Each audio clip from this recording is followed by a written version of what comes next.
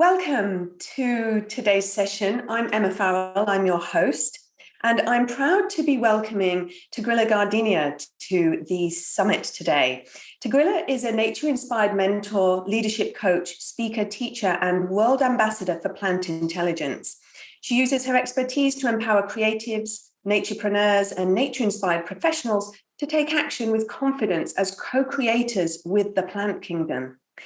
And today, Tigrilla is going to be discussing how to reconnect to profound healing and growth with plant music. Welcome, Tigrilla. Thank you so much. I am so excited to be here. So please, can you give us some background to you and your work so we can just kind of get an understanding of where you operate from and how you work? Yeah, so I could give you the long story, but I'll give you a little bit the condensed version of probably the last almost 15 years of my life. So I have a very varied background, and I eventually made my way, as you can tell by my accent, I am American. I'm actually Cuban American, and I somehow made my way to Italy. So I live in a place called Damanhur. It's one of the largest spiritual eco-communities in the world. Some would call it Hogwarts for adults. That's kind of my way of thinking about it. And it's a magical place where really esoteric wisdom and our ways of social living kind of blend together. And there I fell in love with the plants. It was kind of an interesting story in the sense that I was walking down one of our hallways and I heard this music. Now, my background is in music. I am a music engineer and electrical engineer by trade. I've worked in high tech. I've worked in circus arts and performance in the music industry, and that's what I really love. And when I heard this music, it felt like something that I could understand, something that spoke to me at a level that was different than just kind of traditional music. And I followed it and traced it back and discovered that the artist making the music was a plant. At Damanhur, we've been working since the 1970s with a device called the Music of the Plants, which is really a way for plants to express themselves and to create music. So this really opened, it probably was the kickstart of my plant reawakening, as I call it. And this opened me up to a whole set of things. Being a music engineer, the technology was fascinating. Being a musician, the music was a language I could understand and could help me really enter and see plants. It was like right there in that one moment, plant blindness went bye-bye, and like all of a sudden I was in plant awareness, and I didn't expect that. So over that was in about 2011, 2012. And since then, I have dedicated my life to the plant world. So I went back and got a master's degree in something called Vegetal Future, which is plants, social innovation and design, with Stefano Mancuso, who, for the people who love plants and they do a little Google, they'll see his TED Talk. He is one of the forefront kind of minds around the idea of plant intelligence and the idea that plants, plant neurobiology and everything that plants can connect with us in new ways. I have also worked in biomimicry as a biomimicry facilitator, which is where we get inspiration for design from the natural world. So I've worked on big EU-based projects, and I am also a coach, a certified coach. And this is really where I focus my work now. I am a nature-inspired mentor and leadership coach. And the whole premise is, given my spiritual background, my social background, and my deep connection with plants, how do we really work with plants rather than using and just taking or ingesting or, observing plants? But how instead do we create these deep bonds that change the way we as humans think? And so can you tell me a little bit about how that Music of the Plants device works so we can understand how the plants sing? Yeah, so I'll show you right now. This is the one of the latest devices. This is the device called the Bamboo, and it's very simple. It has a simple cable that connects to the plants. Now, that's been I think from a Damanhurian perspective, different than maybe some of the other technology that now exists around plant music. Because Damanhur is a spiritual community, our focus of creating the device has always been communication, and connection. Like, we started to create this device back in the 70s and 80s, developing it because we wanted to understand what would happen if we could get into the mind of plants, even back then when nobody was talking about the idea that plants have minds. And so this particular device works, it takes the electrical resistance, so the electrical impedance between a leaf. So you put one connection on the leaf and the other one on the roots, and it takes the electrical impedance. The reason for this is because plants have a much more developed electrical system than we do. So we as humans know that our neurons fire, right? Our neurons have this electrical charge that is what connects things and moves signals around. Well, plants being sessile, rooted in place, they've had to explore and expand on all of their senses. So all the senses that we as humans have, they have, but also can have the opportunity to have expanded and work in a much more defined and refined way with these senses. So what we discovered was that the electrical signal was one of the best ways for plants to be able to communicate, to share messages back, in the sense that what happens is that the first seconds that you connect the device, the plant realizes what's happening as the sound starts to come out. It's almost as if they recognize that these individual sounds that they're making are notes that they themselves are making. And that way, over time, they can learn to really use the device. So different than some other devices, you'll see that the music of the plants often gets used in healing sessions. It often gets used all by itself, just I want to listen, rather than, although there are tons of musicians that are doing wonderful, creative, beautiful work that allows the message of the plants to be integrated with the human message, so interspecies music. But oftentimes you'll also hear it all by itself as a way for a person to interact. It's often said that, we think of music as a type of language, but in reality, what musicologists have discovered is that language is a type of musicality, because it's the music that we as humans, right, as babies, we tap and we do all kinds of sounds. We know that even in the most remote of tribes, rhythm and music is such a way for them to communicate. And so therefore, it makes sense that plants also, as beings that have been on this planet way longer than us, also have this way of using rhythm and sound to communicate with us. And so how has that work developed over the years? So you've been researching this and developing this process of music with the plants since the 70s. So how has that developed up until today? What kind of things do people do? I know you've said that there's people play music with them, right? And so I've heard that you do concerts with them. Exactly. And so how do the plants then kind of learn? How do they develop in that process? Yeah, that's been, I think, one of the most fascinating parts for us as a community and as a set of researchers now that work with the music of the plants, which is originally the idea was, okay, let's listen and let's see what comes out of it, right? Then you know how musicians are. If they hear music, they eventually want to play along with music. I used to have friends that at the gym, when like the weights would hit, they would be like, oh, that's a D sharp. And then they would start, off on some note. So when musicians started to play, what they discovered was that the plants started to respond. In other words, the music that the plants were making changed. They thought, oh, this is a one-way conversation. I'm just listening to what the plants are doing. But in reality, the plants were listening in on us. And so therefore, one area that has been developed over the years has been this interspecies art and this interspecies music in particular, obviously starting easier with music, where people start to play along with the plants and create duos and trios. And I even know of quintets and full bands that have played. I've been in concerts where, two plants playing along with 4 jazz musicians to make beautiful, incredible music together. So that's one area that is developed. And it's very fascinating that as the devices themselves become more sensitive, because remember, we start with the scales that we as humans know, right? So the devices to a certain extent have a lock on those.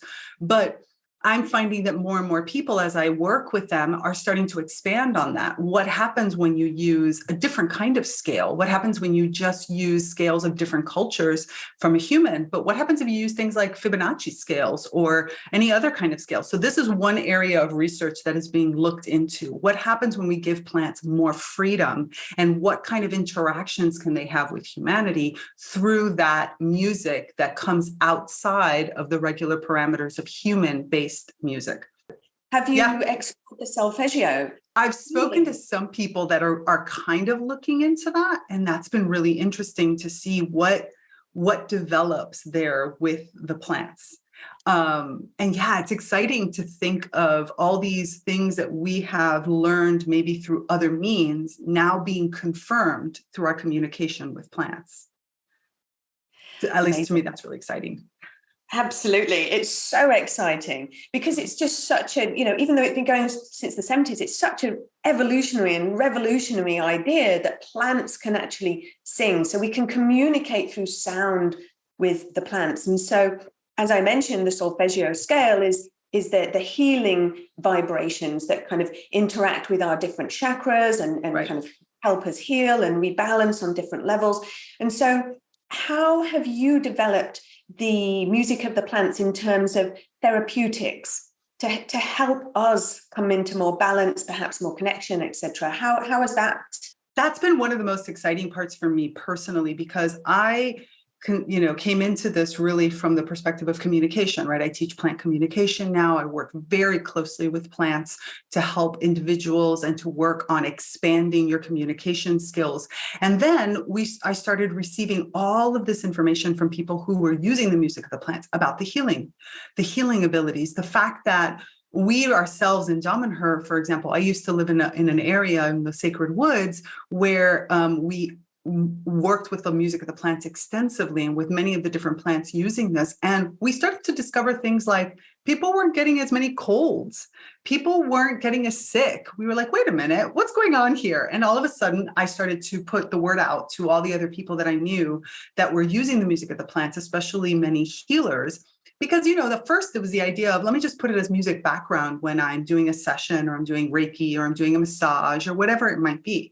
And what we ended up finding was that many people were being called to the idea of, no, look into the rate at which your clients are healing. You'll start to see things change. And that's exactly what we started to see. We started to see accelerated healing. We started to see more pinpointed type healing. In other words, people who maybe had some things that were chronic were able to get relief from those chronic illnesses or from those symptoms, those chronic symptoms, all through a dedicated use of the music of the plants. So I, for example, got together with a group of our medicals team at Damanhur, and we put together a study to look at the effects of plant music on human health for areas like diabetes, hypertension, thyroidism. I've heard of others that have been working on blood viscosity, who have been understanding how the music affects the blood inside.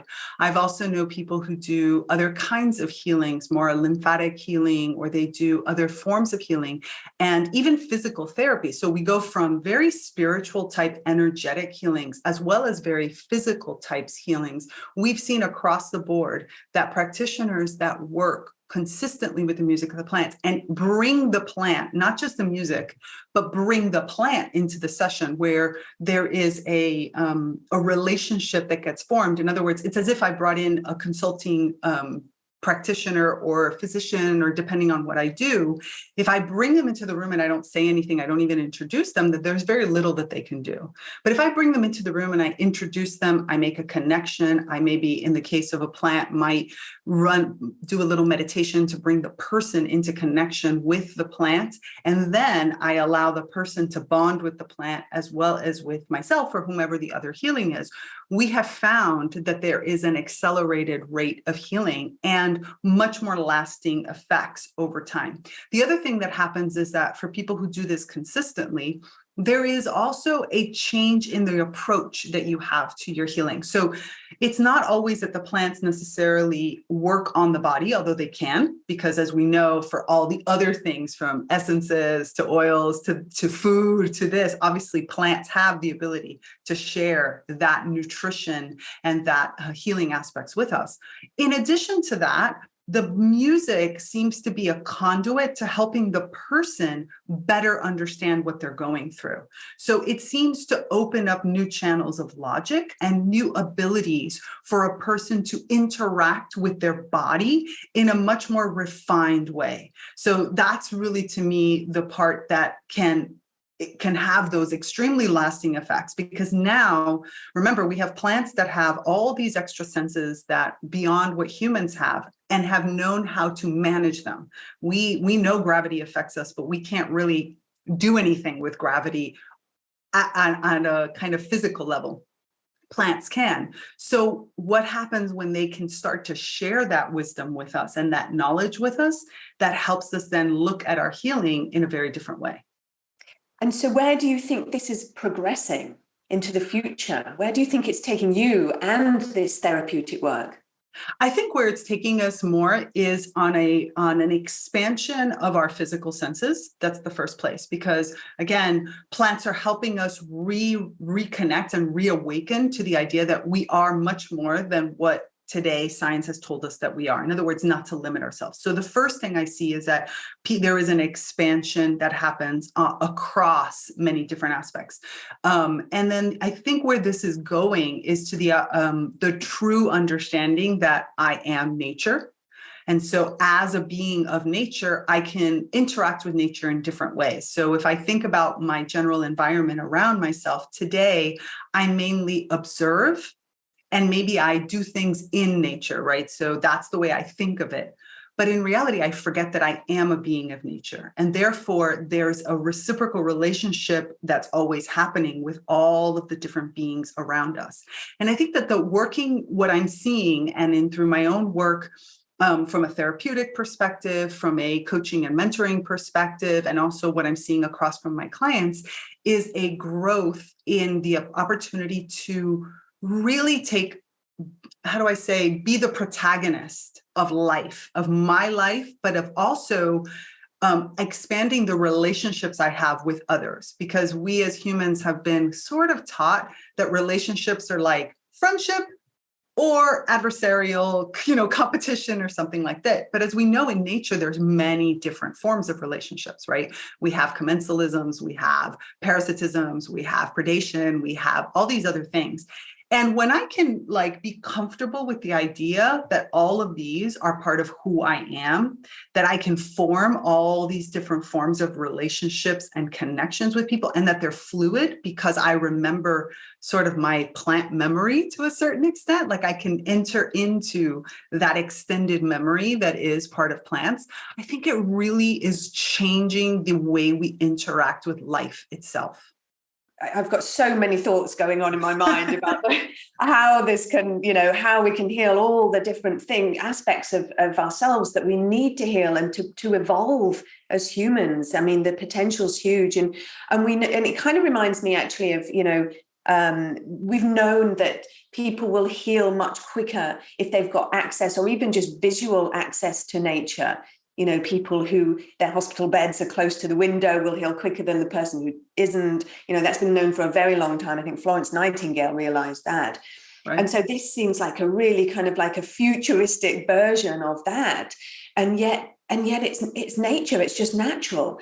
But it's beautiful how we've got this kind of nice interaction, a really kind of non-invasive interaction of technology and nature. I think that's really interesting. That because usually we think of technology and nature as completely separate. But here, this is a beautiful way that they can kind of blend really profoundly to create such beautiful healing potential and in such a kind of, a non-invasive, because there's no Wi-Fi attached to that, to the device. So there's no kind of like frequencies that are detrimental to us. It's just pure healing. And that to me is just, that's just so heartwarming and amazing. Completely agree. And I love that you just mentioned that the fact that this is technology and plants and nature coming together in a way that isn't invasive, that isn't destructive, that is really just allowing us just when people try to ask me, they're like, well, but the device is programmed by humans. I'm like, yeah, a guitar is also tuned. A guitar has strings that have specific notes and the frets have specific things. That doesn't mean that you take away from the talent or from the expression that comes from the musician that learns how to use this. And the device is the exact same thing.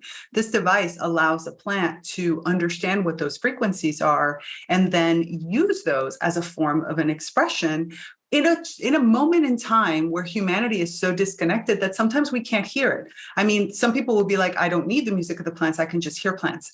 Fantastic. Like, I love you too. I think it's great. And I think that that's another direction where we want to go. But just the same as I can meditate and connect into people, I can also hear music to connect to that same person. I can have a conversation to connect with that person. I can do an expressive dance to connect with that person. We can do so many different ways. And so the music of the plants gives the plants another way to connect. And what I see is that it's sort of almost like a gateway. It opens people to understanding, oh, wait a minute. If I can hear that and I can connect and I can feel it, what happens when I'm taking a walk and I don't have my device and I can just sit next to a plant and be like, well, how was your day? And understand that. So I think that's it. It's giving us technology, but that doesn't feed more technology or feed more screen time or feed those things, but instead feeds a connection point that then, even when the device is not there, you can still expand on that connection point.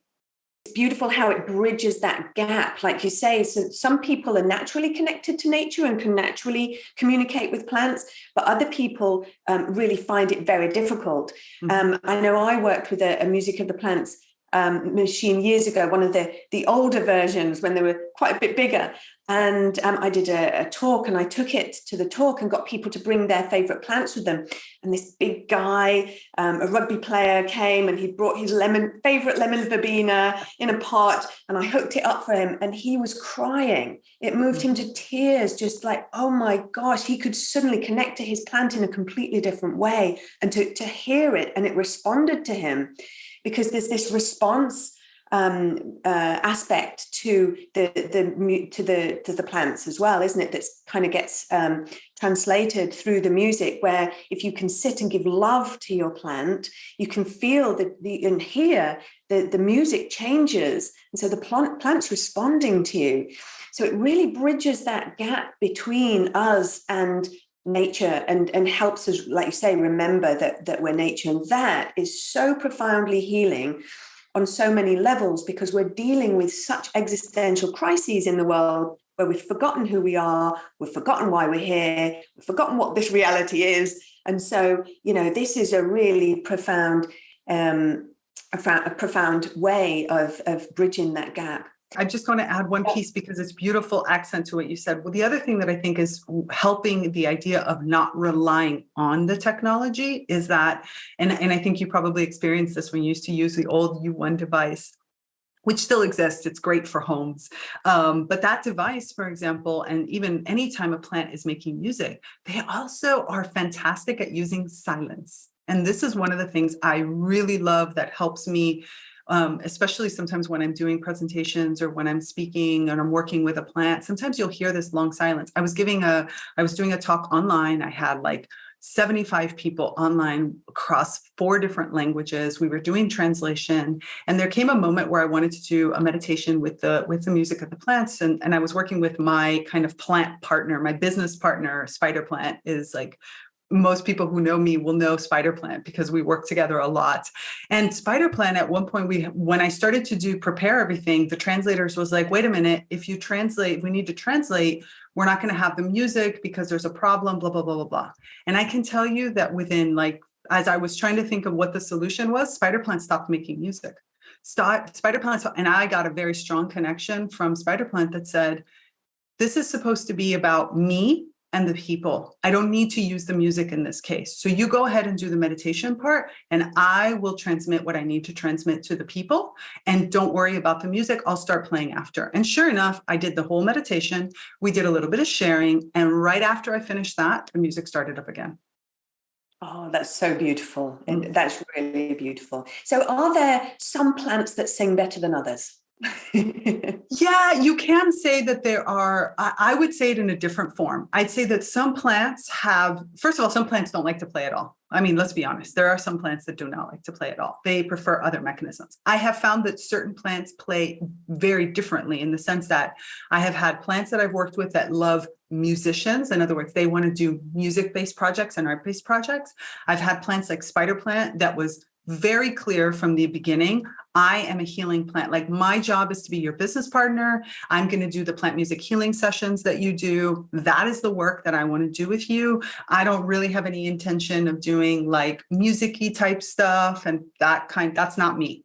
And it was really clear. And every time I do a lot of like sessions online with spider plant, and spider plant is like front and center. That's the kind of music. And so there are different plants that like different things. I've seen plants that really just like the one-on-one perspective. Some instead like to just be connected to your home. A lot of it is the relationship that you have. And then when you go out in nature, that's a whole, like when you go out into maybe a forested area or even like the grass, then it's a very different thing. Then there is different situations that happen based on the relationship that the area, that the people have with those plants. And that to me is the most fascinating. It's almost like at the very beginning, there's this whole, oh my gosh, now I can tell you about everything that's going on right now kind of experience. And I do have to say that the most perky musicians of all that I've ever experienced are very, very young plants, like young grasses, young little oak trees. Young plants tend to have that vibrancy of me. That's kind of the feeling that I get. Like, they are really vocal in what they do, where other older plants tend to be a little bit more cautious at times. And so some people might say, how on earth could a plant know whether it wants to work with a musician or work in a more therapeutic way? How does it know that? So this is where the intelligence aspect of the plants come in, isn't it? So can you a little bit more to that? How do you understand that intelligence within the plant? Where does it live? How does it operate? Where is it? Yeah, this is a question that's been baffling scientists for a long time, because in reality, we tend to try to look at where exactly does it land, because we think like a human, right? Humans have it in their brain, and which is not even true. I mean, because there's people who've been born with large chunks of their brain that are missing, and the functions that we normally consider to be in that area tend to just rewire and find another place. Plants have a distributed system and a distributed body. So that means that their intelligence lies across many different aspects.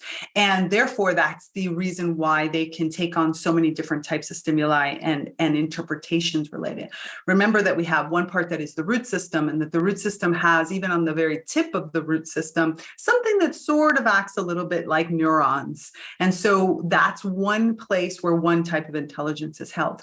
That being said, there are chemicals and electrical signals that fire from different aspects of the body of the plant. So this is the great thing, at least for what I see, is this allows us to have a completely different model of intelligence, moving away from the idea of the single intelligence in the brain. I mean, look at even cephalopods, for example, where we have that intelligence is, they say, even already science is starting to recognize that intelligence is in the arms just as much as it is in the brain that exists. And I think for the plants, we have the exact same thing happening. We have different aspects of what their senses can take in and process happening in different parts. Flowers take in certain things, leaves take in others, and some of these mix together directly in their point of interaction, and some of them will travel all the way down to the root to have a different form of interaction.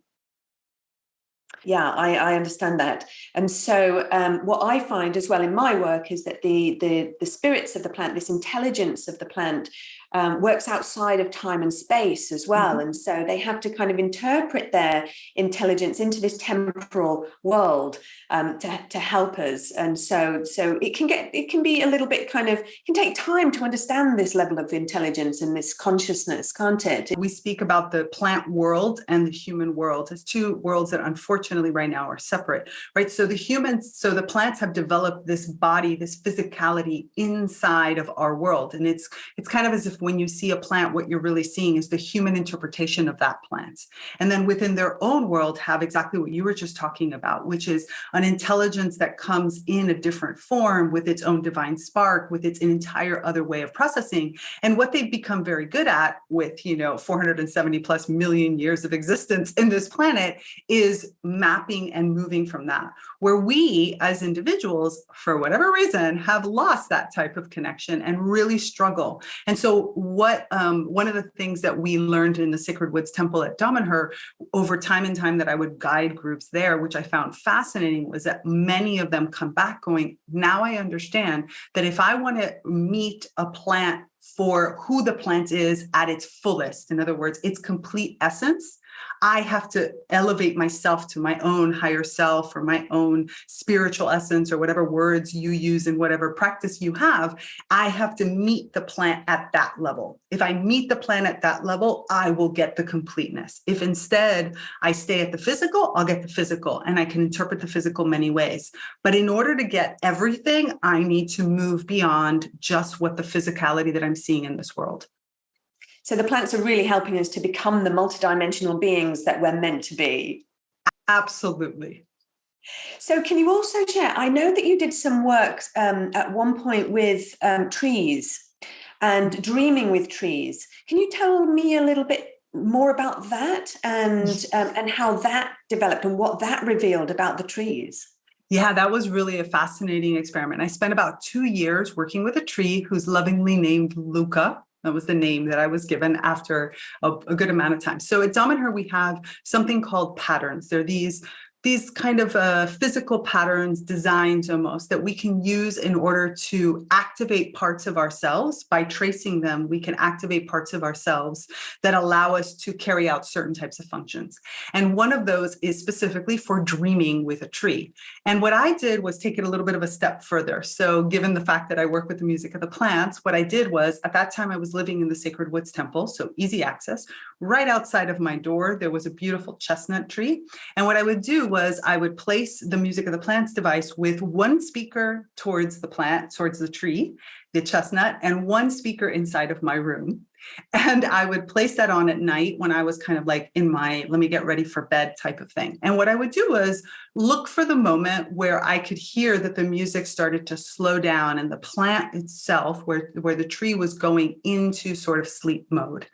And don't ask me exactly how I knew it was sleep mode, but you could feel it from the music. The music changed rhythms, it slowed down.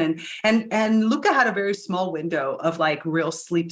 Like the window ended up being somewhere around 1 o'clock in the morning to like 4 or 5 a.m. Other than that, I slept more than that, but that was about the window that I discovered that Luca liked for real sleep, where the music would almost come down to nothing.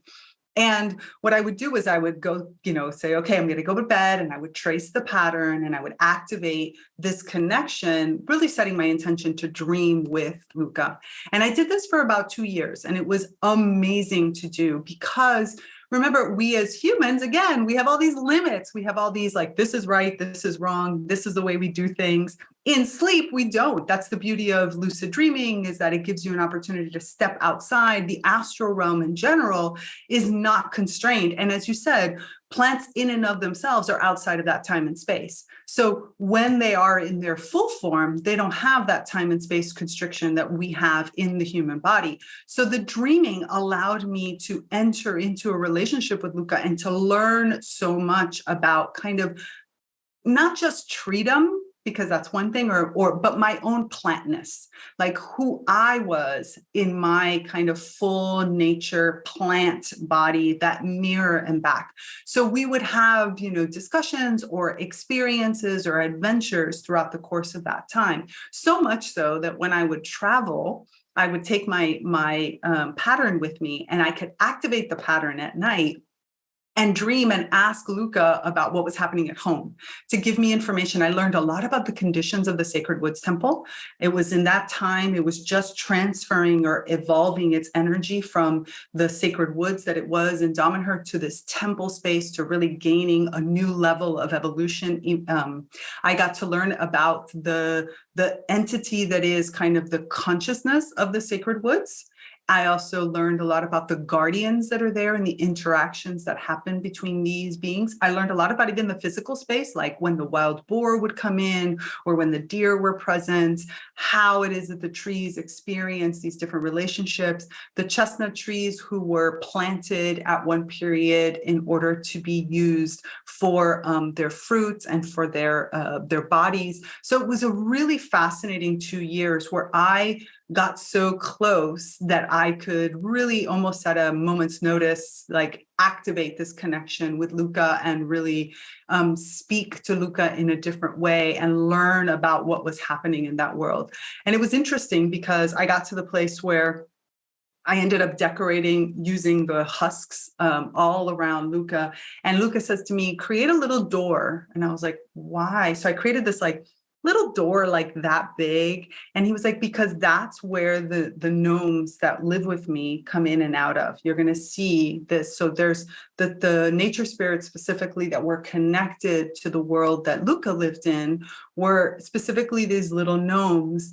And having that interaction at the time, I had worked with nature spirits many years before, but I had kind of let it go and had stepped into other things. And Luca was like, no, this is really important for you. Bring this back in here because this is also part of the relationships that are happening here that we want to explore. And we can do this better when you're in that dream state.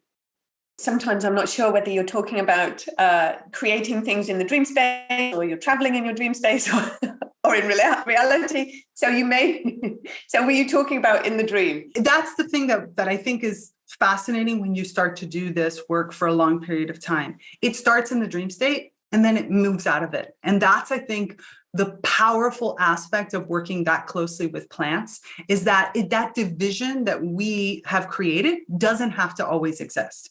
So what started off as a relationship strictly in that dream state over time eventually opened up so that I could call upon it and call upon that relationship. So the dream state was really powerful. That astral dream state was really powerful for things that I wasn't ready yet to process. Because again, stepping outside of that logic, I was able to experience things more viscerally or physically, like not physically or not with my logic and my mind, but I was able to experience them using my subtle body. And then I could bring them into the waking world to process, work with, and things like that. So I found that over time with Luca was able to show me new things, unexpected things through that. But then what happened is that the relationship started to meld where we were such close friends that I could call upon that relationship with Luca, even when I wasn't even in the Sacred Woods Temple, when I was traveling, when I was doing other things. So I think you could say that both moved. And I think that this is, you probably experienced this yourself. This is what happens. It becomes part of our lives. It just becomes a form of our communication. It becomes a sense that is expanded, a muscle that has been exercised, and we no longer have to put all these little definitions and divisions into them. It sounds to me like a form of plant dieta. Actually, what you went through that 2 years, in South America, they have the tradition of working with plants over a period of time, like one particular plant or tree over a period of time to dream with it, do shamanic processes with it, ingest it, to receive the wisdom, receive the healing from it. And so that's effectively what you did, a long plant dieta with the chestnut tree. So you can't fail to be changed and moved and evolved after that experience. I lived under a yew tree for 4 years and basically did the very same thing, except without the music aspect of it, but meditated under this tree and did healings under this tree and just really understood how that tree worked through me, through my clients, through my life. And how it then just kind of blends as part of my day-to-day thought processes even today. And so, we evolve in this way. It's so beautiful. You're absolutely right. I think that's exactly what was happening. It's that relationship, like you said, absolutely changes you because you are so close to another way of thinking and another way of being that you can't help but mirror yourself back and forth, which is, I think, like you said, what we end up doing with our clients. We end up being those mirrors that allow us to explore our plantness, explore that way of being that is much more naturally conscious.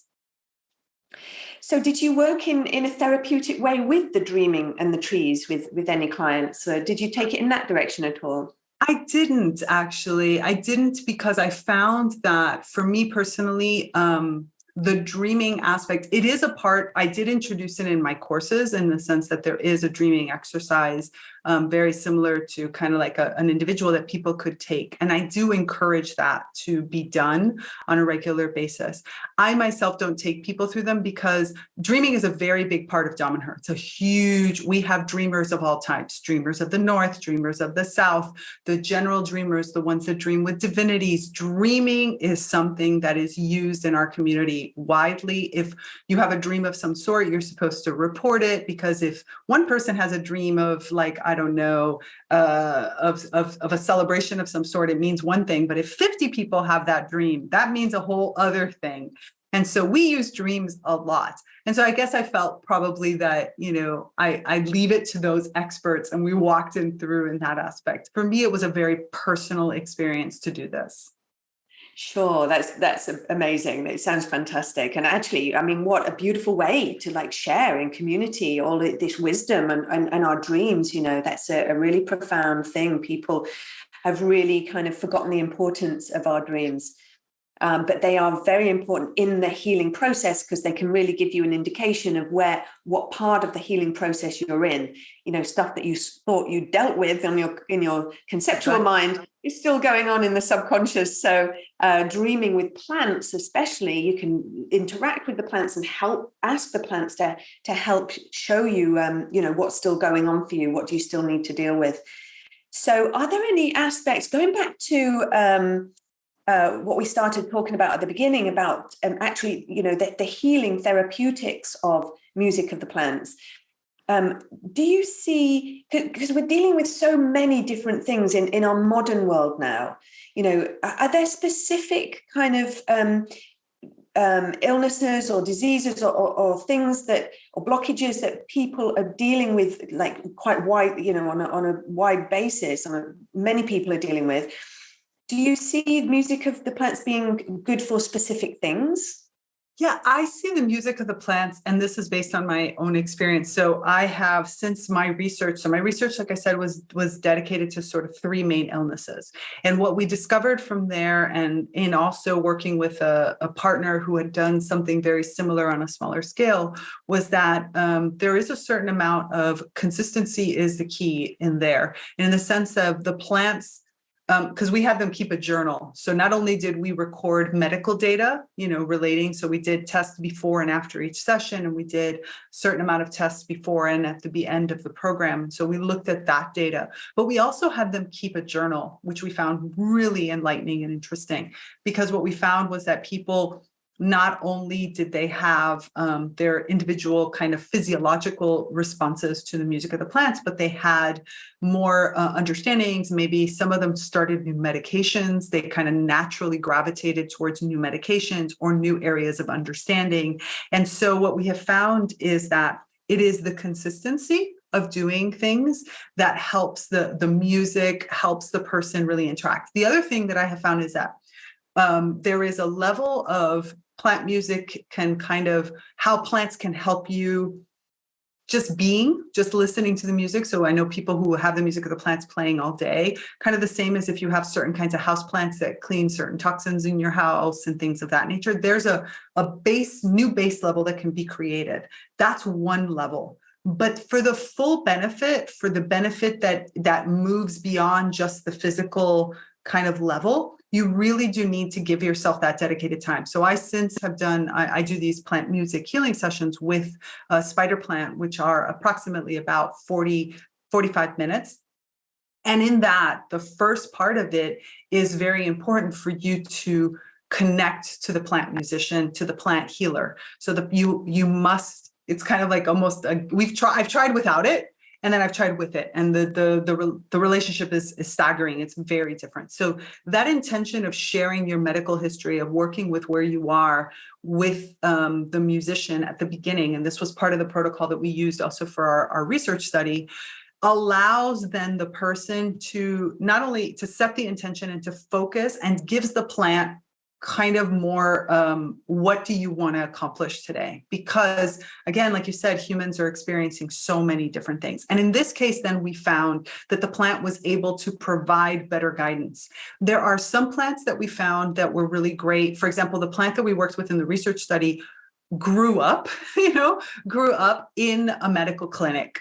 And so therefore had grown up around doctors, around human health in general, and had been able to really, I want to say this was the experience I got with Anthurium, was really to learn the sort of human body at the levels of what was happening. There's like dentistry that's happening in there, and there was general practitioner doctors, and there was also acupuncture that happened, and there was other kinds of things that were going on in that clinic. And that plant was able to really help people better at a physiological level, as well as providing other guidance. Where, for example, spider plant is able to more point people in the right direction of where to go, and is able to give a general wellness feeling and then after that, with continued use, then like continued sessions, then spider plant is able to start to help guide the person towards the healing, where they want to go, and helping them navigate that. So I'm finding that plants really, in one part, is the relationship that they have with humanity, because they don't understand our physiology. They're not naturally know what a broken bone means or where some other things have, because they don't have them. And so even they need they need to also be educated on what happens and what direction to take. That's one piece. The other thing I find is that I am finding from people that, just the same as we've seen the houseplant craze, which I personally think is very much related to the electromagnetic transmissions that are happening. I think that people who are naturally filling their homes with all these houseplants, in part, is because they have a sensitivity to everything that's in the air. And so we're feeling them naturally gravitate towards some of these things. And in that case, then the plant music, again, can help them navigate that better and move through certain types of aspects. So I find crisis transitions in general very good. Physiologically really works on what the plant experience has, and how much experience the plant has in navigating which way to go with that. And then I do find, though, that there are specific plants that I have heard from other healers that have transmitted that they're very good at dealing with something. For example, there's this one person I know who created a study, and when I asked her how she chose the plant for the study, she's like, I didn't. It was the plant that told me to do the study. So the plant was the one that told her what to study physiologically on the people, which was connected to one specific type of illness. And it was the plant that was telling her, you should go in this direction and work with me to do this particular thing. And this is how co-creation with the plant kingdom takes place. Exactly. And she didn't know anything. She wasn't like a person who came from the medical field or anything. She was somebody who had worked as an energy therapist, type of working with energy healing. And she just got this very strong, this plant that said to her, you need to go do this, and I'm going to help you navigate how to organize. And I'm going to kind of help you find the right people to help you organize the parts of the study, like blood tests or other things that you don't know how to do. But we need to study this piece because I need you to show this work. That's really amazing. I know that I get inspiration from my work and kind of direction from the plants, and sometimes I end up creating something and not realize what it is that, the profundity of the meaning of something until it's created, and then the plants did that, right? I get it, yeah. And so, but also from the kind of the the patient or the client's perspective as well. Sometimes just being seen in your suffering is enough to help activate and start the healing process, because a lot of people suffer in silence and feel very alone when they're dealing with especially chronic things. And so then to be seen by a plant, that's like coming home. So, it's kind of a really profound experience. So I'm just so in awe of your work. I'm so grateful for everything you do and all of the research you've done to bring this to the world. It's so needed and it's so profound. And before we finish, is there any message from the plants that you'd like to share with the audience today? Actually, so I'm right now I'm in the south of Italy, and I've been working with caper. Because there's two plants that glassworts and caper are the two plants that I work with the most when I come down here. And I have to say that right now, if I could give one piece that I keep getting from the plants, is that we know that moments are rough, that there's a lot of crisis and a lot of fear and things like that. And this is where plants shine. So this is the moment to really allow yourself to step into that plantness and work with plants to help us through some of these difficult moments that are happening. And especially with all the changes that are happening, because again, plants, one of the things that they have perfected over the years is adaptability and understanding when to move, adapt and change, and when instead to hold steady, when instead to let go of it all. These are all little pieces that working very closely with plants, even our houseplants, most houseplants were originally tropical plants. They were originally plants that were never adapted to the temperatures and to the conditions in which they live in your home.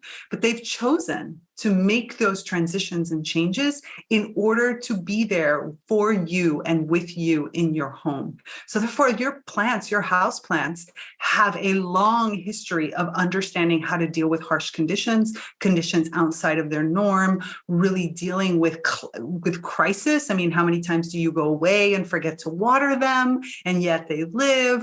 All of these different pieces. So even your house plants can have excellent advice and excellent support for what it is that you're going through right now. Amazing. Thank you so much. And if people wanted to find out more about your work or get in contact with you, where can they do that? Very easily is my website. So my website is just my name. So it's www.tigriacardenia.com. And I'm sure that we'll spell it out, so it's easy. And that's the best place. I also have something called the Naturally Conscious Community. So this is off the traditional social media online community where this is all we talk about. Everything we just talked about today is our normal conversation. We talk about spirit wild plants. We talk about our creativity as individuals inspired and working with plants. We talk about all kinds of different things that are happening in the world. It is a place of support and of co-creation with the plant kingdom. Amazing. Thank you so much again, Tigrilla, for your amazing work and for sharing your wisdom with us and the wisdom of the plants with us today. Thank you very much. Thank you so much for bringing this to everyone. It's so important for us to have these spaces to share. Okay, thank you. Bye.